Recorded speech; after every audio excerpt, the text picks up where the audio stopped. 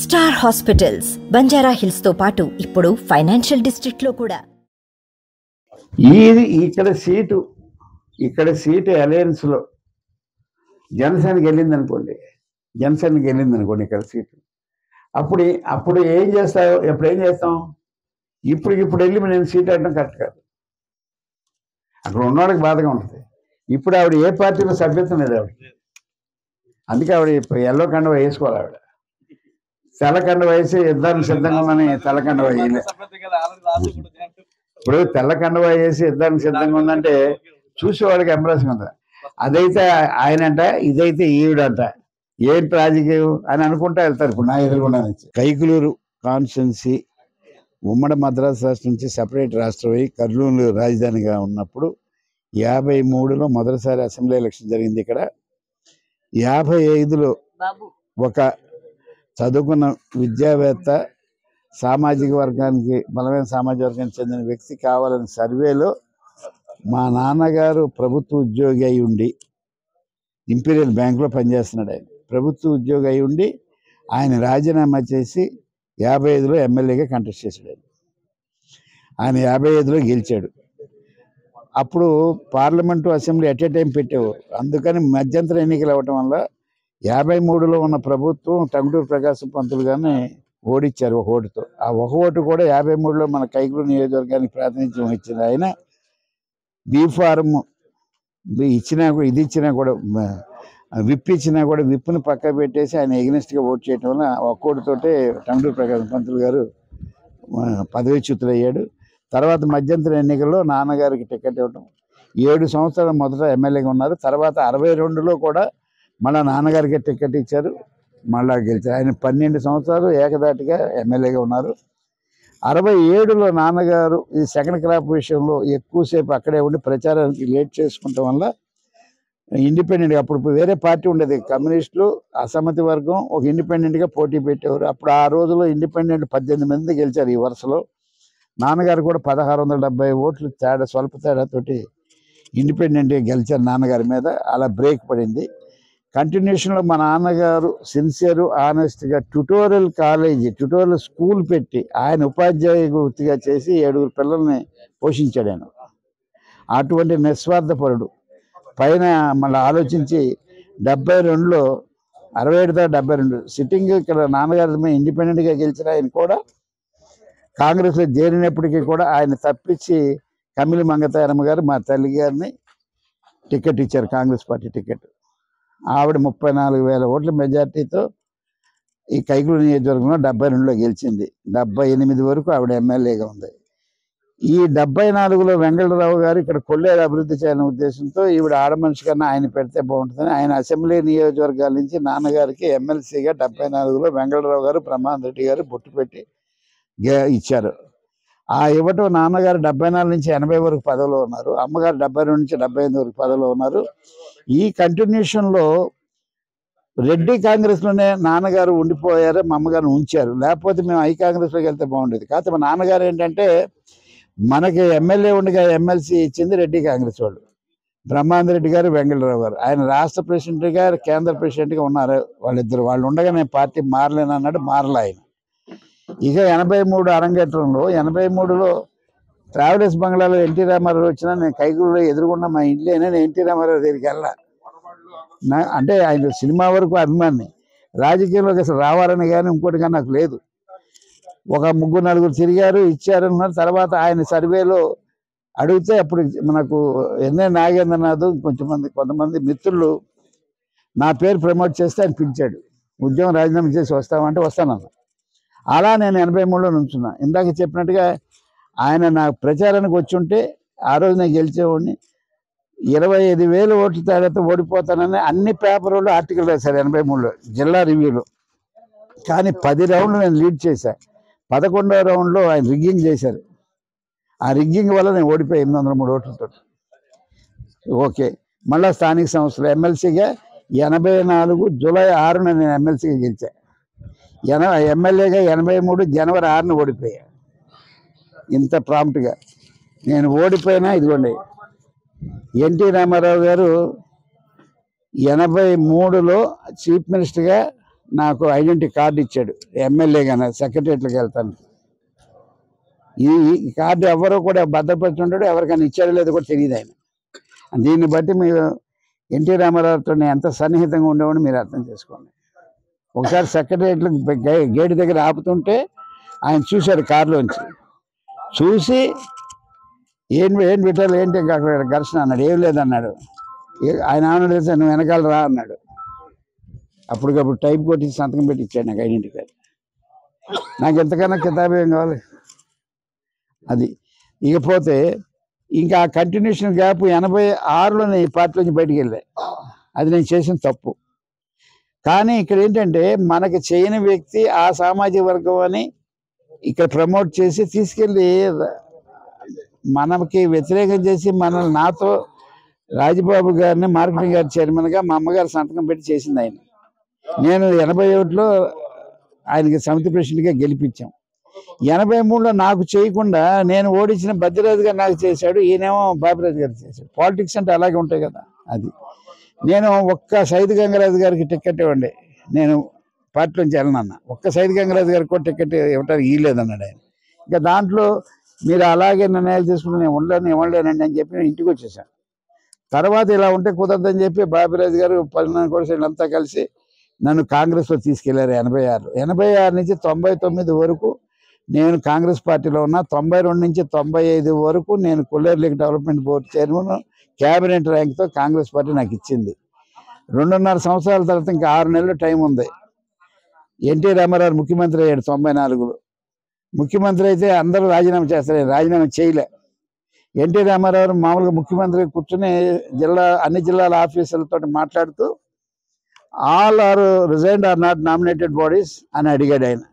Only 1 person not resign sir అని చెప్పాడు Krishna collector.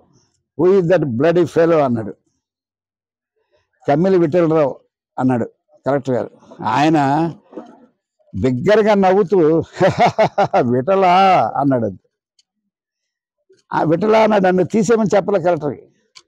Collector గారు నాకు ఫోన్ చేశాడు, ఏంటి సార్ మిమ్మల్ని పెద్ద నవ్వుతో ఎన్టీ రామారావు విఠలా అన్నాడు, మిమ్మల్ని నీ దగ్గర నుంచి రిజిగ్నేషన్ తీసుకోమని చెప్పలేదు అన్నాడు. అలా తర్వాత 20 సంవత్సరాల తర్వాత 84లో ఆర్థికంగా నష్టపోయి నేను ఆస్తులు అమ్ముకొని బాకీలు కట్టి 83 బాకీలు కట్టడానికి 84 బాకీలు కట్టడానికి ఇవాళ నేను అమ్మేసిన ఆస్తులకి ఈరోజులో ఉంటాయి 500 కోట్లు ఉంటాయి. అంత చీప్గా అమ్మేసాం ఇవాళ. సరే, ఇప్పుడు ఈ రాజకీయం అనేది వ్యసనం, దాన్ని ఇంకో దాంతో పోల్చకూడదు. నెక్స్ట్ 2004లో నాకు టికెట్ ఇచ్చారు. టికెట్ చాలా కన్స్ట్రక్టివ్ ఇచ్చారు. నిజంగా నేను ఇవాళకి కూడా ఓడిపోయినా నాకు ఆయన అడ్డం పడ్డా, ఆయన అనుచరులు నన్ను ఓడించిన, డబ్బు ఇస్తానికి దేవేంద్ర గౌడ్ వచ్చినా డబ్బు ఇవ్వనివ్వాల, బుల్రావయ్య గారు డబ్బు ఖర్చు పెడతానన్నా ఖర్చు పెట్టనివ్వాల, తెల్లారుజాము 4ంటికి పార్టీ ఫండ్ వస్తే కూడా నాకు రానివ్వాల, అవసరం లేదంతా అయిపోయింది ఇక్కడ అన్నారు. అంటే అది శల్య సారథ్యం చేసి ఓడించాను నన్ను. శల్య సారథ్యం చేసి ఓడించినా కూడా నేను హ్యాట్స్ ఆఫ్, ఆయన కాదని టికెట్ తెచ్చుకున్నాను. ఆయన చేసిన ఇన్ఫ్లుయెన్స్కి చంద్రబాబు నాయుడు గారు నేను సర్వీస్ ఓరియంటెడ్గా ఇన్ఛార్జ్ పోస్ట్ చేశానని నాకు టిక్ పెట్టాడు ఆయన. నేను అదే వచ్చి కూడా అదే చెప్పా, ఆయన సంవత్సరం చెప్పా, నాకు పార్టీ ఆయన అంత అడ్డం పడ్డా కూడా నాకు టికెట్ ఇస్తుంది. అది తర్వాత మళ్ళా 2009 వచ్చేటప్పటికి ఏమన్నారు, పిఆర్పి పెట్టారు కాబట్టి విట్ల గారికి ఇచ్చిన సామాజిక వర్గం చేయదు అని ఏదో ఒక ఈక్వేషన్ తీసుకొచ్చారు. దానివల్ల ఆయన కూర్చోబెట్టి చెప్తే నేను వెళ్ళేవాడిని కాదు, పార్టీలో నేను బ్యాక్లాగ్ అయ్యేవాడిని కాదు. ఇక్కడేమో సర్పంచ్గా నేను రాజబాబు గారు కలిసి ఒక నిర్ణయం తీసుకున్నాం. తెలుగుదేశంలో నన్ను ఎక్సెప్ట్ మైసెల్ఫ్ మిగతా వాళ్ళు ఇంకో నిర్ణయం తీసుకున్నారు. మన క్యాండిడేట్ గెలిచాడు, ఇప్పుడు నేను గెలిపించానంటే వాళ్ళు ఒప్పుకోరు, నేను చెప్పను కూడా. మన క్యాండిడేట్ గెలిచాడు అన్న, అందుకే. కాబట్టి ఇప్పుడు అక్కడ పార్టీలో బ్యాక్లాగ్ అయ్యాయి. ఇప్పుడు మనం 2014లో సమైక్య ఆంధ్రప్రదేశ్ ఉద్యమం చేసాం. కాంగ్రెస్ దుకాణం కట్టేశారు. ఏం చేయాలి నేను? అందుకని ఇక మాతృ సంస్థ పిలిచారు. నేను 2014లో చంద్రబాబు నాయుడు గారు, ఉమా గారు, నాతో ఇంకొక మంత్రి గారు, ఈ ముగ్గురు మాట్లాడితేనే నేను పార్టీలోకి వచ్చాను. అప్పుడు ఇక్కడ కొంచెం రామనా ఇన్యాక్టివ్గా ఉంటున్నాడు. అట్లీస్ట్ విట్ల నువ్వు 2 మండలాల ముందు అర్జెంటుగా ఎంపీటీసీని పెట్టించు అన్నాడు. 2 మండలాలు ఎంపీటీసీ జడ్పీటీసీలు కాంగ్రెస్ నుంచి తీసుకొచ్చి సగం మందిని పెట్టి విజయలక్ష్మిని అటు రమాదేవిని పెట్టి, రమాదేవి కరుడు కట్టిన కాంగ్రెస్ వాది, విజయలక్ష్మి తొలి ఎంట్రీ కదా. ఆవిడేంటంటే మా మంత్రి ఆవిడ కలిదిండికి యునానిమస్గా సర్పంచ్ చేసింది రమాదేవి, కాంగ్రెస్, వాళ్ళ నాన్న కాంగ్రెస్. అలా పెట్టి అప్పటి నుంచి మనం ఆర్గనైజేషన్తో ఉన్న స్టేట్ సెక్రటరీ నాకు 22 ఏళ్ల కింద స్టేట్ సెక్రటరీ చేశా. ఆయన పక్కన 42 మందిలో నేను ఉంటా టీం లీడర్గా. ఇవన్నీ నాకు ఉన్న క్వాలిఫికేషన్స్ పొలిటికల్గా. ఆయనతో ఎంత సన్నిహితంగా ఉండేవాడు, ఈయనతో కూడా అంతే సన్నిహితంగా ఉండేవాడిని. 10 మంది వస్తే గబుక్కుని వెళ్ళి డైరెక్ట్గా అడిగేవాళ్ళం. రైల్వే ప్లాట్ఫారం నుంచి చంద్రబాబు నాయుడు గారితో మాట్లాడాం. ఈ ముక్కిపోయిన ధాన్యాన్ని బాతులు తినటానికి కొంటారండి, కేజీకి 20-30 రూపాయలు తక్కువ వచ్చినా మేము అమ్మగలం, మార్కెటింగ్ యార్డులతో కొనిపించండి అంటే ముక్కిపోయిన ధాన్యాన్ని కైకలూరులో ఒక ముఖ్యమంత్రితో ప్లాట్ఫారం నుంచి మాట్లాడి కొనిపించాం కైకలూరు మార్కెటింగ్ యార్డు. మొన్న అదే చెప్పా, అసలు ఒక ఎమ్మెల్యే హామీ ఇవ్వలేడు ఇది మేము కొనిపిస్తా ఉన్నాయని. మేము ప్లాట్ఫారం నుంచి మాట్లాడాం ఆయనతోటి, రైతులందరూ ఎదుగుండా మాట్లాడాం చంద్రబాబు నాయుడు గారితో. నీళ్లు వదిలించే విషయంలో కూడా డైరెక్ట్గా ముఖ్యమంత్రితో డిఫర్ అయ్యాం. స్టోరేజ్ వాటర్ వదలాలండి, వదిలితే ఇబ్బంది వస్తానండి, ఇబ్బంది వస్తే మనుషులకండి ఇక్కడ ప్రాణాలకు ఇబ్బంది వస్తే నీళ్ళు లేకపోతే రైతులు చచ్చిపోతారండి అని చెప్పాను. ఎనీహో ఈ పార్టీకి కమిట్మెంట్గా ఉన్నాను, ఈ పార్టీని విజయబావుట ఎగరేయడానికి సిద్ధంగా ఉన్నాం. నాగల్లా మేము కమ్మిల వంశం రేసులో ఉంది. టికెట్ ఎవరికి ఇంతవరకు ఖరారు కాలేదు. ఎవరికి వచ్చినా చేయటానికి పెద్ద ఆయన దగ్గర గ్రీన్ సిగ్నల్ ఇచ్చి ఆయన ముందుకు వెళ్ళమంటే ఆయన దేంట్లో దూకమంటే దాంట్లో దూకడానికి సిద్ధంగా ఉంది. అది మీ ద్వారా తెలియజేస్తాను. Hats off. Thank you. నాయకుడిగా చలామణి అవుతూ తిరుగుతున్నారు. దాన్ని ఎవరు నేనేం ప్రశ్నించను, ఎందుకంటే రేపు ఎలక్షన్ నాకు వస్తే మళ్ళీ వాళ్ళు చేయాలి కదా, నాకు ఎదురు రాకూడదు కదా, వాళ్ళు ఉండాలి కదా. ఏమో సరే సార్, మనం వాళ్ళకి చేయాలి, అది మనకి చేయాలి. అందుకే ఎవరి గురించి నేను ఏమి కామెంట్ చేసి తెలుసుకోవాలి. ఇప్పుడు కొంతమంది నేను వెళ్ళిపోయాక 2019లో ఇదేం చేశాడని అడిగాడంట ఒక ఆయన. అక్కడ ఆయనకి నేను డైరెక్ట్గా చెప్పా, నేను 2019లో నీ డౌట్ చేయలేదని, మరి చంద్రబాబు నాయుడు గారు రివ్యూకి ఎందుకు పిలిచాను నన్ను అడిగే. నేను చెయ్యకపోతే ఆయన రివ్యూకి పిలవకూడదు కానీ, అసలు నాకు నువ్వుతో పని లేదని ఉండి పంపారు, ఇంకెక్కడ చేయలేదంటారు ఎందుకని. ఇప్పుడు ఇక్కడ నిల్చున్న 2 క్యాండిడేట్లు కూడా విట్ల గారు ఇక్కడ ఉండాలి. విట్ల గారు ఇక్కడ పెద్ద ఆయన ఇక్కడ చేశాడు, ఫైట్ చేశాడు, నిరంతరం ఫైట్ చేసే వ్యక్తి ఆయన లేకుండా మేము ఎలక్షన్ ఆడలేమో అని అప్పుడు నుంచున్న 2 క్యాండిడేట్లో ఎవరు అడగలేదు ఆయన. లేకపోతే ఆయన క్యాన్సిల్ చేసి ఇక్కడ ఇవ్వడమన్నాడు. ఇక్కడ ఉంటే నా కమిట్మెంట్ ఏంటో మీకు తెలుసు. నేను ఎక్కడున్నా ఓ 2 ప్రపోజల్స్ పెట్టా. శ్రీనివాస్ గారు ఏ పార్టీ అన్నా కానీ ఆయన ఇక్కడ బుధాన్ని ఎత్తుకున్నాక 2 ప్రపోజల్స్ పెట్టా. ఇప్పుడు వద్దు మాట్లాడే కుదరలా, నన్ను ఉండి పంపారు. నేను ఇప్పుడు మీరు అడగటం మంచి ప్రశ్న ఇస్తారు. నాకు 4 విషయాల్లో నేను పెద్దవాళ్ళు 2 దగ్గర కూడా నా బుధాల మీద పెట్టారు. పెద్దవాళ్ళు 2 కూడా, అంటే ఎన్టీ రామారావు, చంద్రబాబు నాయుడు గారు కూడా. ఎన్టీ రామారావు గారు నా మీద పెట్టింది 1985లో ఆయన గుడివాడలో గెలిచి ఆయన రాజీనామా చేసి హిందూపూర్ ఉంచుకుని రావి సోమనాథ్ గారు పెట్టినప్పుడు నేను చీఫ్ మినిస్టర్ చేసిన కాన్ఫరెన్స్గా నేను పార్టీ ఇన్ఛార్జ్. రోడ్ షోకి వచ్చిన ప్రతి సినిమా ఆర్టిస్టుకి రోడ్ షో నేనే చేయించా. ఎన్టీ రామారావు పెద్ద అబ్బాయి జయకృష్ణతో కూడా రోడ్ షో నేనే చేశాను. నేను చీఫ్ ఎలక్షన్ ఏజెంట్ని రావి సోమనాథ్ గారికి.